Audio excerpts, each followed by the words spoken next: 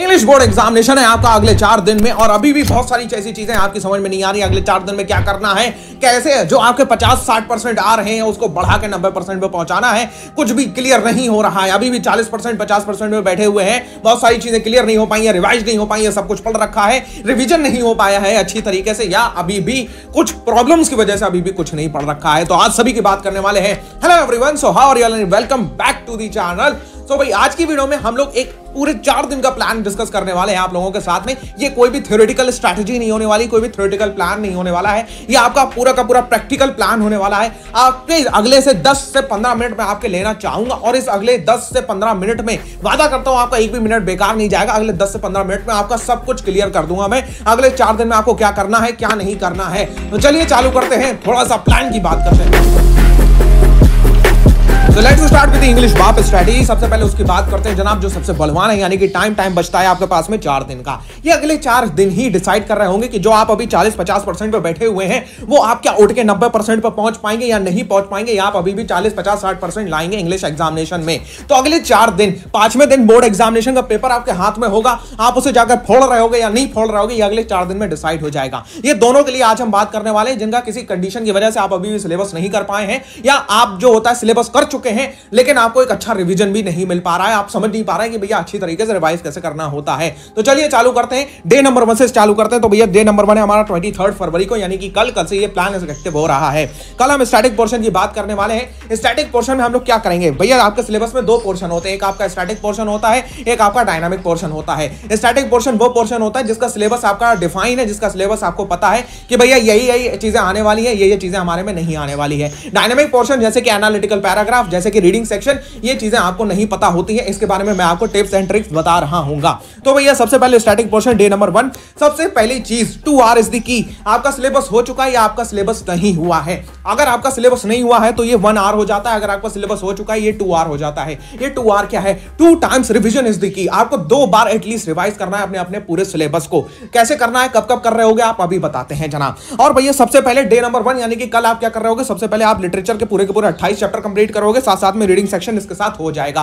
कैसे होगा ये आपको कल पता चल जाएगा। कल एक वीडियो आएगी मेरी, उसमें मैं आपको रीडिंग सेक्शन का सारे के सारे टिप्स दे रहा हूंगा। अब जरा बात करते हैं भैया लिटरेचर सेक्शन कहां से कवर करना है, क्योंकि 28 चैप्टर एक दिन में कवर करना इज नॉट पॉसिबल। तो भाई अनअकैडमी के इसी चैनल के ऊपर मेरी ये 3 वीडियो पड़ी हुई हैं, ये फुटप्रिंट्स की कल आपको मिल जाएगी। ये आपकी फर्स्ट फ्लाइट को मैंने 1 घंटे में करा रखा है, आपकी फर्स्ट फ्लाइट की पोएम्स को 35 मिनट्स में करा रखा है, मतलब ओवरऑल 2-2.5 घंटे में आपका पूरी की पूरी इंग्लिश निपट रही होगी। तो आप जब सुबह में इंग्लिश देख लेंगे फिर उसके बाद में मैं रीडिंग सेक्शन पर थोड़ी बहुत टिप्स डाल दूंगा, वो टिप्स भी आप देख लीजिएगा। तो आपका ये दोनों चीजें हो जाएंगी, यानी आपका टोटल ऑफ कितने, आपके टोटल ऑफ 60 मार्क्स तो हो गए भैया पक्के। आपके टोटल ऑफ 60 मार्क्स हो गए भैया पक्के। अब बाकी की बात करते हैं जो भैया ये रीडिंग सेक्शन आता है। रीडिंग सेक्शन में आपको ये डायनामिक पोर्शन का हिस्सा है, ये डायनामिक पोर्शन का हिस्सा मतलब इसका आपको पता नहीं होता है इसके क्वेश्चंस कहां से आने वाले हैं। तो इसको कैसे कवर करना है ये आपको कल वाली एक वीडियो में पता चल जाएगा। रीडिंग सेक्शन इन 1 वीडियो वो आपको कल मिल जाएगी। डे नंबर 2 की जरा बात करते हैं। डे नंबर 2 में आता है आपका analytical paragraph, letter writing plus में ग्रामर।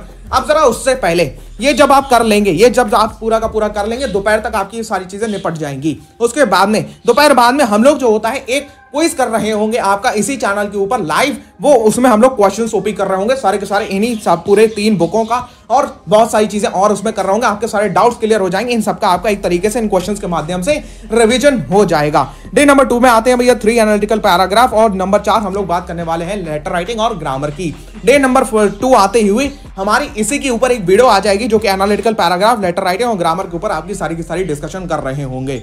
डे नंबर 2 में आपके ये बचे हुए जो होता है 60 में से, यानी कि आपके 20 नंबर डे नंबर 2 में कवर हो रहे होंगे। ओवरऑल आपने 80 नंबर की तैयारी कर ली है, लेकिन क्या ये 80 नंबर अब आपके हैं? नहीं सर, अभी भी ये 80 नंबर हमारे नहीं हैं। इन्हें हमें कैसे बनाना है अपना, इन सब की आपको बार बार प्रैक्टिस करनी होगी, लेकिन अब उतना टाइम है नहीं, कोई बात नहीं है। डे नंबर 2 पे भी हम लोग शाम, आपका दोपहर बाद या शाम में हम लोग क्वेश्चंस का एक सेशन ले रहे होंगे, जिसमें हम इन सारे के एक बहुत अच्छा क्वेश्चंस प्रैक्टिस करा रहे होंगे आपको, जिससे आपकी अच्छी प्रैक्टिस भी हो जाएगी, आपका रिवीजन भी हो जाएगा, कॉन्सेप्ट और अच्छी तरीके से क्लियर हो जाएगा।